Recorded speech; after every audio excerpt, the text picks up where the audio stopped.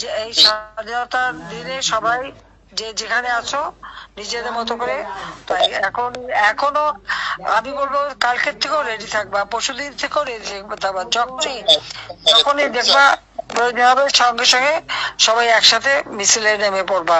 আর মিছিল করার সময় বড় করে মিছিল, আর সাথে একটা আলাদা ফোর্স থাকবে, কেউ যদি তোমার আঘাত করতে আসে সেজন্য ফিরে না যেতে পারে।